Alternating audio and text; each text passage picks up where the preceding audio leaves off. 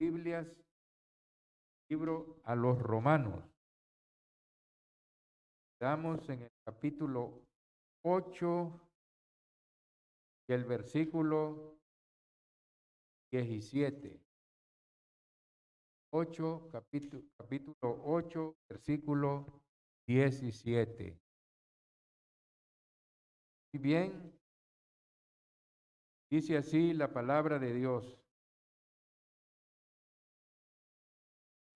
Vamos a empezar del 16 para que haga conexión con el 17.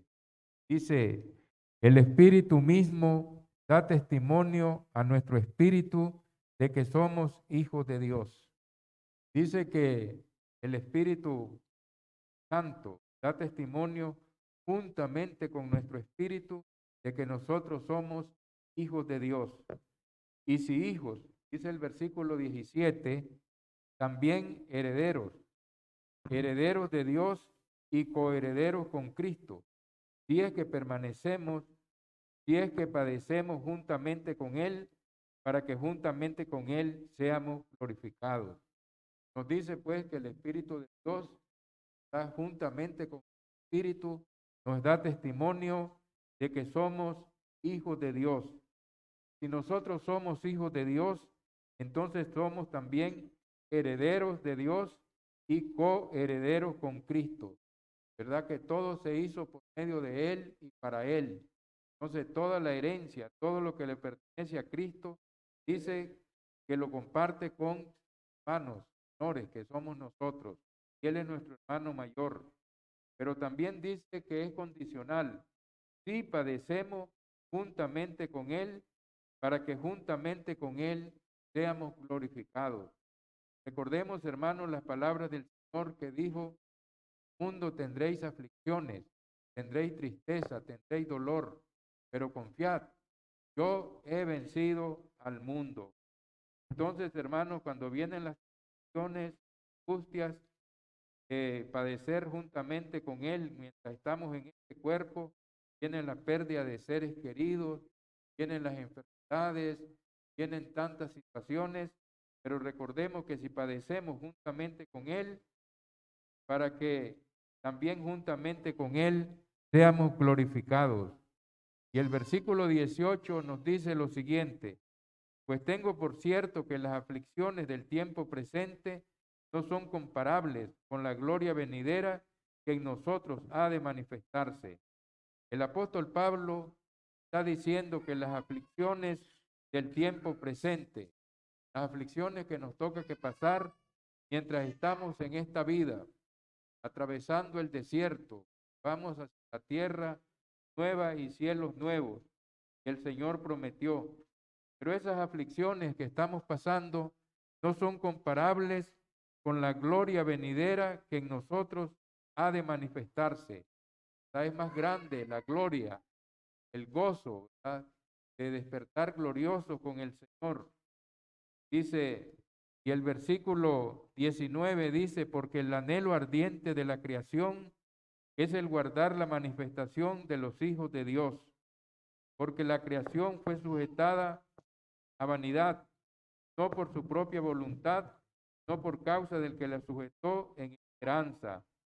Entonces, el anhelo ardiente de la creación es guardar la manifestación de los hijos de Dios, porque la creación fue sujetada a vanidad, no por su propia voluntad, sino por causa de aquel del que la sujetó en esperanza. Porque también la creación misma será libertada de la esclavitud de corrupción a la libertad gloriosa de los hijos de Dios. Miramos pues que cuando el Señor se manifieste, entonces, hermanos, nosotros seremos libertados de la corrupción, de las enfermedades, de la corrupción en la tumba, porque resucitaremos con cuerpos gloriosos, semejantes al que Él tiene, al que Él levantó de entre los muertos, porque se levantó con gran poder y gloria y está sentado a la diestra de Dios, intercediendo por cada uno de nosotros. Entonces, miramos pues lo que dice el versículo 22, porque sabemos que toda la creación gime a una y aún está con dolores de parto hasta ahora. La creación está gimiendo por causa, ¿verdad?, de toda la corrupción, la contaminación que le ha hecho el hombre. Ha contaminado los ríos, los lagos, los mares, realmente las nubes, todas estas cosas. La creación misma ya no aguanta, está de dolores de parto, esperando la liberación cuando el Señor manifieste con gran poder y gloria, porque dice que los cielos encendiéndose pasarán con un gran estruendo y la tierra y las cosas que en ella hay serán deshechas, serán quemadas para ser libertadas de la corrupción por causa del pecado del hombre.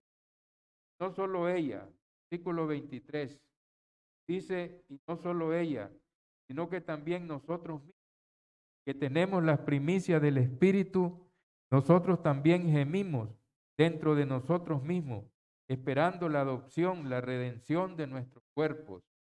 Veamos pues que con el tiempo nuestros cuerpos se envejecen, viene el reumatismo, vienen los dolores, vienen los achaques, vienen los problemas renales, viene el diabetes, vienen los conflictos también emocionales, psicológicos, vienen la serie de problemas, ¿verdad? Pero entonces dice que nosotros también gemimos un deseo, un sentir dentro de nosotros mismos, esperando la adopción, la redención de nuestro cuerpo. Es decir, cuando el Señor se manifieste, dice que todos los que están en los sepulcros oirán la voz del Hijo de Dios.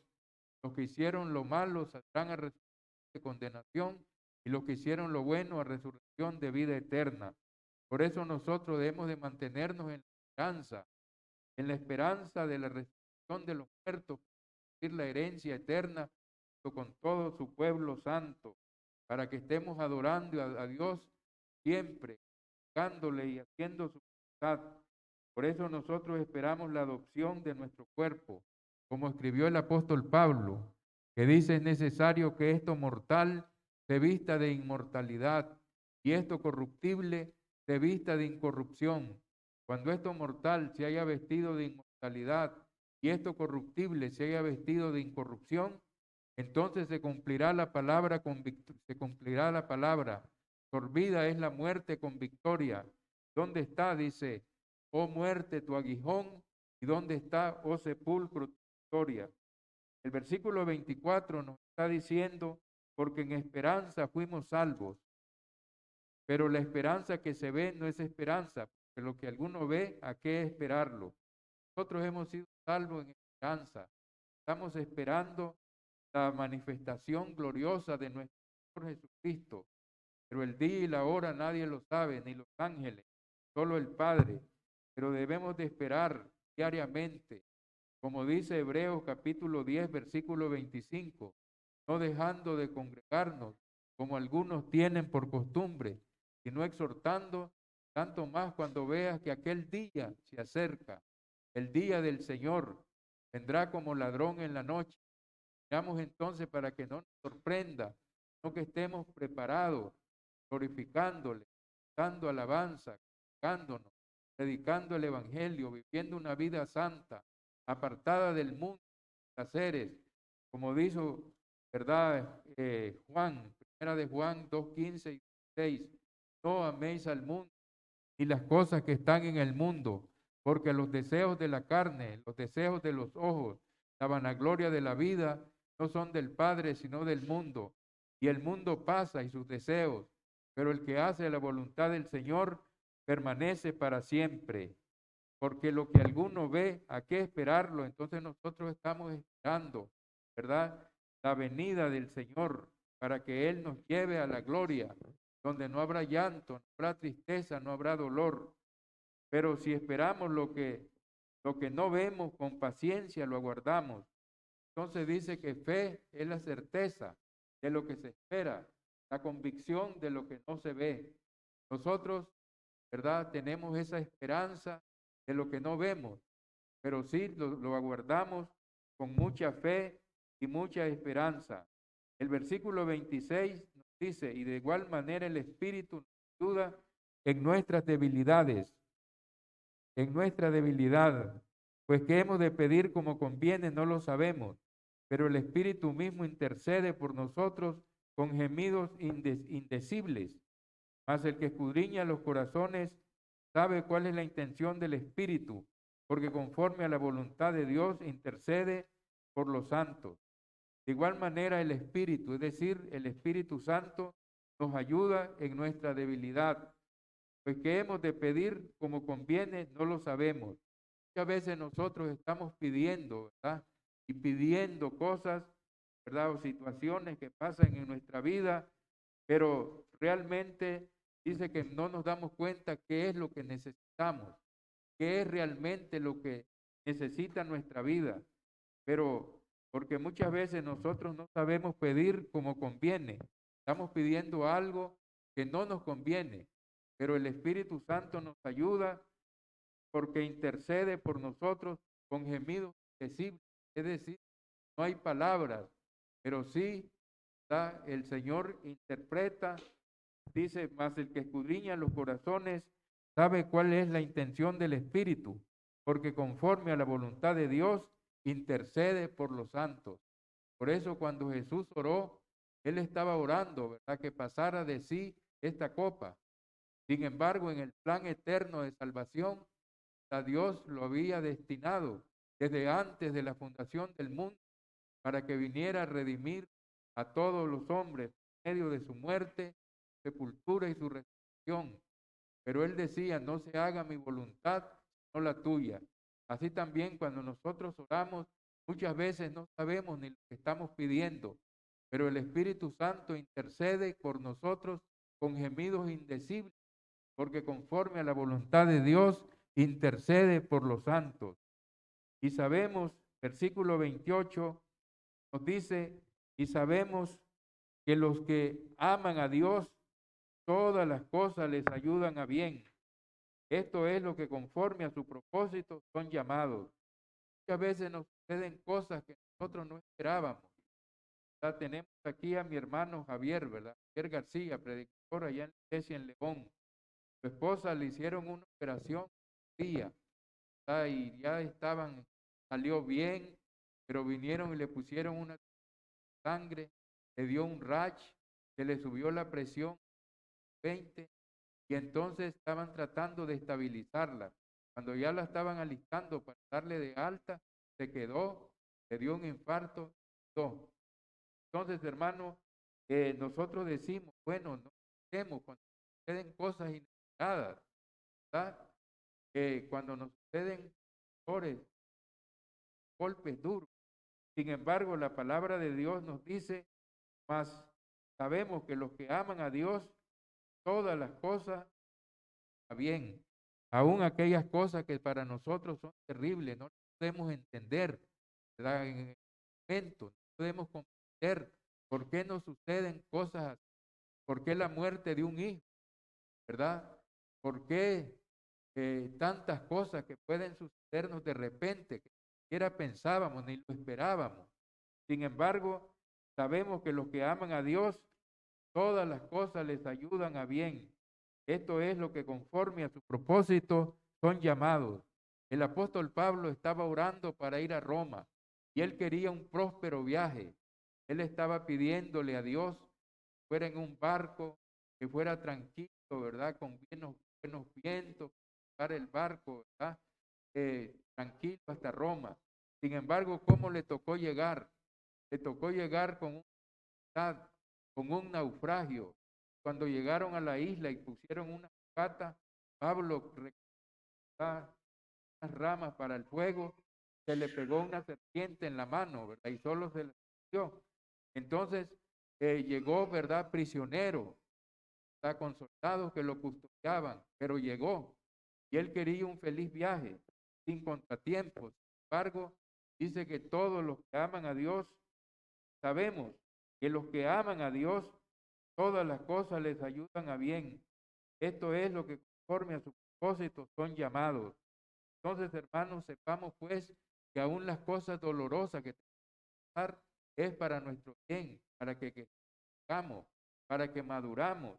Las enfermedades que muchas veces pasamos, pues enfermedades crónicas, diabetes, problemas cardíacos, diferentes situaciones, es para que aprendamos la paciencia, para que aprendamos a madurar, a crecer, ¿verdad? Y a madurar más, porque es necesario que crezcamos, no todo el tiempo vamos a estar como, ¿verdad? Todo el tiempo vamos a estar tropezando, yendo y tropezando en la piedra. Tenemos que crecer en la gracia, tenemos que desarrollar nuestra vida cristiana, fortalecernos, ¿verdad? Para así poder desarrollar en nuestra vida, servirle al Señor. Nosotros no hemos venido al reino para, para estar allí, no hacer nada. Hemos venido, Él tiene un propósito para nuestra vida, para nos da un ministerio, para que nosotros podamos servirle, para que podamos hacer su voluntad agradable y perfecta. Entonces, hermanos, tenemos que entender, ¿verdad? Que muchas veces no comprendemos las cosas de la vida, suceden, ¿verdad? Sin embargo, es para nuestro bien, para que podamos crecer en la gracia, crecer en el conocimiento, madurar, ser personas crecidas. Y entonces el versículo 29 está diciendo lo siguiente: porque los que antes conoció, también los predestinó para que fuesen hechos conforme a la imagen de su Hijo, para que Él sea el primogénito entre muchos hermanos. Los que antes conoció, viene Dios, ¿verdad? Y dice que Él conoció, los que tuvo una relación espiritual, una comunión espiritual. Entonces dice que los predestinó, Dios predestinó el Evangelio, predestinó a Cristo para que todo el mundo fuese salvo, pero de acuerdo a las condiciones del Evangelio, como dice Marcos capítulo 15, versículos 15 y 16, ir por todo el mundo y predicar el Evangelio a toda criatura, a toda la creación, a todo ser humano de uso de razón. El que creyere y fuere bautizado será salvo, mas el que no creyere será condenado. Entonces miramos pues que allí entra la predestinación a aquella persona que oye el Evangelio, que lo cree en su corazón, que cree que Cristo murió por nuestros pecados conforme a las Escrituras, que se arrepiente de todo corazón, todo pecado, que desea una nueva vida, que lo confiesa como el Hijo de Dios, se bautiza, ¿verdad? Para el perdón de sus pecados y recibir el Espíritu Santo. Entonces inscrito en el libro de la vida y de allí tiene que perseverar hasta el fin, ¿verdad? Como dice el por haberse multiplicado la maldad, el amor de muchos se enfriará, pero el que persevere hasta el fin, este será salvo. También un pasaje que yo lo digo mucho, ¿verdad? Porque me gusta, que es Apocalipsis 10. Dice, no temas en nada lo que vas a padecer. He aquí el diablo echará en la cárcel a algunos de vosotros para que seáis probados. Tendréis tribulación por 10 días, es decir, por 10 días, por 10 meses, por 10 años o por toda la vida. Pero sé fiel hasta la muerte. No podemos ser fiel solo un tiempo y después ser como la ola del mar, hermano, que va y viene, así iremos aniquilados, sino que ser fiel, constante, creciendo en la gracia, creciendo en el conocimiento, teniendo un ministerio, sirviéndole al Señor, porque eso es lo que Él quiere, por eso nos ha dado dones a cada uno de nosotros, nos ha dado talento, no podemos hacer un hoyo, enterrarlo y decir, bueno, tuve miedo porque se me podía perder. Aquí está, Señor, el talento que me diste. No, tenemos que ser como aquel que le dieron 5 talentos. Trabajó, negoció, ganó otros 5 y le dijo, me diste 5, aquí te entrego otros 5, ¿verdad? Buen siervo, en lo poco has sido fiel, en lo mucho te pondré. Entra el gozo de tu Señor. Al otro le dieron 2, negoció, trabajó, le dice, me diste 2, aquí están otros 2. Y al que le dieron 1, dijo, Señor, tuve miedo, porque eres hombre duro, que siembra donde sembraste y recoge donde esparciste. Aquí está tu talento, lo enterré, y aquí está lo que es tuyo. Entonces le dije, siervo inútil, no pudiste dar mi dinero a los banqueros porque me lo regresaran con intereses. Entonces no podemos enterrar el talento. Entierra, oh hermano, tu talento, para que el Señor en aquel día nos diga, ven buen siervo y fiel, en lo poco has sido fiel, en lo mucho te pondré. Entonces Dice que los que antes conoció también los predestinó para que fuesen hechos a la imagen de su Hijo, para que Él sea el primogénito entre muchos hermanos. Miramos pues que Él es la cabeza de la iglesia, la cual es su cuerpo. Él es el primogénito, lo más excelso. Es nuestro hermano mayor, el que nos guía, el que nos conduce. Por eso Él dice, vengan a mí todos los que están trabajados y cansados, que yo os haré descansar. Llevad mi yugo sobre vosotros y aprended de mí, que soy manso y humilde de corazón, y haréis descanso para vuestras almas, porque mi yugo es fácil y mi carga es liviana. Entonces, hermanos, dice el versículo 30 que a los que predestinó a estos también llamó. En segunda de, vamos a ver, en Tesalonicenses capítulo 2, versículo 14. Vamos a leer lo que nos dice allí el Señor en su palabra. Tesalonicenses capítulo 2, versículo 14. Segunda de Tesalonicenses capítulo 2, versículo 14 dice así: a lo cual los llamó mediante nuestro evangelio para alcanzar la gloria de nuestro Señor Jesucristo. Entonces el Señor dice que a los que llamó también los predestinó para que fuesen hechos conforme a la imagen de su Hijo. Entonces nosotros, dice, a los que predestinó, a estos también llamó. Nos ha llamado. El Señor hace un llamamiento. ¿Cómo lo hace? No lo hace por un sueño, por una visión, porque Dios me habló anoche. Dios llama por medio del Evangelio. Dice, el cual nos llamó mediante nuestro Evangelio para alcanzar la gloria de nuestro Señor Jesucristo. Y a los que predestinó, a estos también llamó. Y a los que llamó, también justificó. Hemos sido justificados a la hora del bautismo. Hemos recibido el llamado de Dios. Justificar es declarar al culpable inocente. Es decir, cuando nosotros vamos a Dios y vamos con fe, vamos arrepentidos, entonces somos muertos al mundo, a la vida vieja, a la hora del bautismo. Ahí somos justificados por medio de la fe. Somos lavados con la sangre del Cordero. Recibimos el Espíritu Santo. Somos muertos, sepultados con Él por el bautismo. Cuando nos levantamos del agua, somos una criatura. Como dice segunda de Corintios, capítulo 7, versículo 18 y 19. Si alguno está en Cristo, nueva criatura es. Las cosas viejas pasaron, he aquí todas son hechas nuevas. Entonces, hemos sido justificados, y a los que justificó, a estos también glorificó. Nosotros hemos sido justificados, entonces tenemos la esperanza de ser glorificados cuando Él venga con gran poder de gloria, con voz de mando, voz de arcángel, con trompeta de Dios. Entonces los muertos en Cristo resucitarán primero. Seremos, dice, nosotros transformados en un abrir y cerrar de ojos, y seremos glorificados.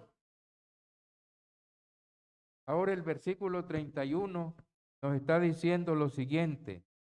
Dice, ¿qué pues diremos a esto? Si Dios es por nosotros, ¿quién contra nosotros? Muchas veces nos llenamos de miedo, de temores, de angustias, de desesperaciones, pero debemos de pensar, si Dios está con nosotros, ¿quién contra nosotros? Y el versículo 32 dice, el que no escatimó ni a su propio Hijo, sino que lo entregó por todos nosotros, ¿cómo no nos dará también con Él todas las cosas? Miremos pues que el Señor no escatimó ni a su propio Hijo, sino que lo entregó a manos de inicuos, que le clavaron una corona de espinas, que le lo clavaron en aquella cruz con duros clavos, desangrándose, azotado las espaldas, reventadas, derramando su sangre en aquel madero, ¿verdad? ¿Por qué? Dios no lo escatimó, como dice el Evangelio de Juan, capítulo 3, versículo 16, porque de tal manera amó Dios al mundo, que ha dado a su Hijo unigénito, para todo aquel que en Él crea no se pierda, mas tenga la vida eterna. Muy bien. Entonces, si Él no escatimonia a su propio Hijo, sino que lo entregó por todos nosotros, ¿cómo no nos dará con Él todas las cosas? ¿Verdad? Entonces dice que los que aman a Dios, todas las cosas les ayudan a bien. Él nos dará todas las cosas, lo que estamos de acuerdo a su santa voluntad. Y en el versículo 33 de Romanos 8 nos dice, ¿quién acusará a los escogidos de Dios? Dios es el que justifica. ¿Quién es el que nos acusará? Porque Dios es el que nos justifica. Él nos ha declarado justos, santos, inocentes, pero por medio de la sangre del Cordero nos ha limpiado y nos ha santificado y nos ha hecho un reino de un reino de sacerdotes y de gente santa. Como dice el apóstol Pedro, mas vosotros sois real sacerdocio, nación santa, pueblo adquirido por Dios, para que anunciéis las virtudes de aquel que os llamó de las tinieblas a su luz admirable. Entonces, ¿quién acusará a los escogidos de Dios? Dios es el que nos declara justos, santos, inocentes, pero a través de la sangre del Cordero, a través del sacrificio que Él ha hecho y por medio de la obediencia que hemos hecho al Evangelio. Y luego el versículo 34 nos dice, ¿quién es el que condenará? Cristo es el que murió, más aún el que también resucitó, el que además está a la diestra de Dios, el que también intercede por nosotros. Entonces, ¿quién nos va a condenar? Porque Cristo fue el que murió por todos nosotros, más aún el que también resucitó, el que está a la diestra de Dios, está intercediendo por nosotros como nuestro abogado, nuestro gran sumo sacerdote. Miramos en Hebreos capítulo 4, versículo 15 lo que dice, no tenemos un sumo sacerdote que no pueda compadecerse de nuestras debilidades, sino uno que fue tentado en todo, pero sin pecado. Acerquémonos pues confiadamente al trono de la gracia para hallar misericordia y el oportuno socorro. Entonces, Él resucitó, está a la diestra de Dios y intercede por nosotros. Como dicen en 1 de Timoteo capítulo 2, versículo 5, porque hay un solo Dios y un solo mediador entre Dios y los hombres, Jesucristo hombre. También en Hechos 4:12, porque no hay otro nombre dado a los hombres debajo del cielo en que podamos ser salvos. Él está intercediendo por cada uno de nosotros. Y luego vienen unas preguntas que dice el versículo 35. ¿Quién nos separará del amor de Cristo? ¿Tribulación o angustia o persecución o hambre o desnudez o peligro o espada? ¿Quién nos podrá separar del amor de Cristo? Las tribulaciones que pasamos, a veces terribles, ¿verdad? Con la que está pasando mi hermano, ¿verdad? Ayer yo su esposa, está yendo del hospital, le pusieron una sangre, le subió la presión a 220, trataron de normalizarla, cuando ya le iban a dar de alta se quedó, simplemente dio una embolia, pues, parto, dio. Ayer lo llamé y el pobre estaba inestable, viendo, llorando. Yo me pongo a pensar, ¿verdad? Estas cosas son inesperadas. Debemos de estar preparados porque sabemos a qué hora vienen a pedir nuestra alma. Dicen, ven, haya mal parado, entonces será triste. Tenemos que morir. El problema no es la muerte. El problema es cómo estamos si el Señor nos llama hoy. ¿Verdad? Si estamos realmente haciendo su voluntad. Tenemos que examinarnos, mirarnos, si estamos agradándole o realmente nos estamos engañando a nosotros mismos, ¿verdad? Creyendo que estamos bien y actuando mal. Entonces, mis hermanos, ¿qué nos podrá separar del amor de Cristo? La tribulación. Dice, sin embargo, nada. Pero cuando vienen, la cosa es estar preparado para resistirlas. Y hay quienes no las resisten, las tribulaciones, las angustias, y se separan se van, pierden. Entonces, dice tribulación o angustia o persecución o hambre o desnudez o peligro o espada. pues debemos de estar preparados para que nada nos separe, sino más bien seamos fortalecidos, ¿verdad?, con el poder de su fuerza, como está escrito: por causa de ti somos muertos todo el tiempo, somos contados como ovejas de matadero. Veamos pues que el apóstol Pablo, ¿verdad?, en aquel tiempo ya estaba por venir la persecución. Esta carta fue escrita como en el 7, en el 8. Ya para el 67, 65, 66, ya estalló la primera persecución en Roma por medio de Nerón. Se pegó fuego a la ciudad de Roma y culpó a los cristianos. Entonces, hermanos, ya estaba por venir, ¿verdad?, las tremendas persecuciones, ¿verdad?, todas esas cosas. Pero aquellos cristianos que estaban firmes en el Señor, ¿verdad?, aunque los entregaron a la hoguera, los entregaron a ser destrozados por los leones, muertos a filo de espada, pero no negaron a su Señor, firmes, constantes. Hoy nosotros no tenemos leones, no tenemos hogueras, no hay cruces para que crucifiquen. Sin embargo, si nos ponemos a pensar, ¿verdad?, en nuestra fe, en nuestra reacción, cuán débiles somos, ¿aguantaríamos realmente una persecución si viniera por causa de Cristo? ¿Estaríamos preparados, verdad, para ir a la muerte?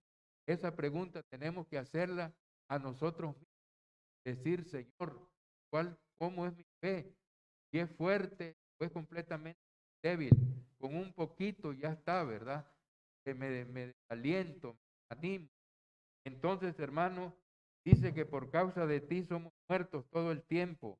Somos contados como ovejas de matadero. Pero mire el versículo 37, lo que dice. Dice: antes, en todas estas cosas, somos más que vencedores por medio de aquel que nos amó. Entonces, hermanos, si nosotros miramos esta porción de la Escritura, si nosotros estamos con fe fuerte, aunque nos vengan, ¿verdad?, las situaciones más angustiosas, no nos vamos a separar del amor de Cristo, porque Él, ¿verdad?, estará con nosotros siempre. Dice: estoy con vosotros todos los días hasta el fin del mundo. Antes, en todas estas cosas, somos más que vencedores por medio de aquel que nos amó.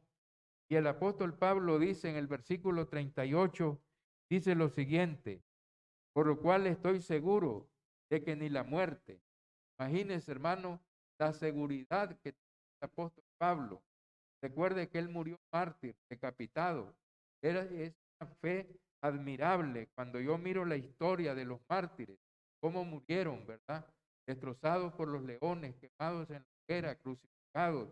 Cuando recuerdo al apóstol Pablo, su martirio, fue decapitado. Juan el Bautista fue decapitado.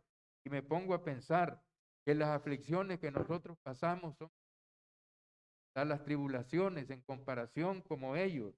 Sin embargo, el apóstol dice: ante todas estas cosas somos más que vencedores por medio de aquel que nos amó. Y luego dice en el versículo 38, por lo cual estoy seguro. El apóstol Pablo estaba seguro, ¿verdad?, de que ni la muerte, ni la vida, ni ángeles, ni principados, ni potestades, ni lo presente, ni lo porvenir, ni lo alto, ni lo profundo, ni ninguna otra cosa creada nos podrá separar del amor de Dios que es en Cristo Jesús, Señor nuestro. Así que, hermano, hagamos nuestra esta preciosa porción de la Escritura, que realmente, ¿verdad?, no haya nada ni nadie que nos separe del amor de Dios. Nosotros podamos vivir una vida auténticamente cristianos, sirviéndole, agradándole en todo, ¿verdad?, haciendo su voluntad agradable y perfecta. Ser y estar, como dijo el apóstol Pablo, estar completamente seguro, con una convicción, con verdad. Estoy completamente seguro de que ni la muerte, ni la vida, ni ángeles, ni principados, ni potestades, ni lo presente, ni lo porvenir, ni lo alto, ni lo profundo, ni ninguna otra cosa creada nos podrá separar del amor de Dios que es en Cristo Jesús. Así que mis amados hermanos, que esta lección nos llene de ánimo, nos fortalezca para seguir adelante, ¿verdad? Poniendo la mirada en Jesús, el autor y consumador de la fe. Si la ponemos en los hombres nos van a desalentar, ¿verdad? Porque los hombres nosotros muchas veces fallamos, somos imperfectos, pero si nuestra mirada está puesta en el Señor, vamos a triunfar, ¿verdad? Porque Él nunca nos va a defraudar, ¿verdad? Nunca nos va a desilusionar, no, que siempre dice, estoy contigo todos los días hasta el fin del mundo, poniendo la mirada en Jesús, el autor y consumador de la fe. Que el Señor nos guarde, nos diga y nos ayude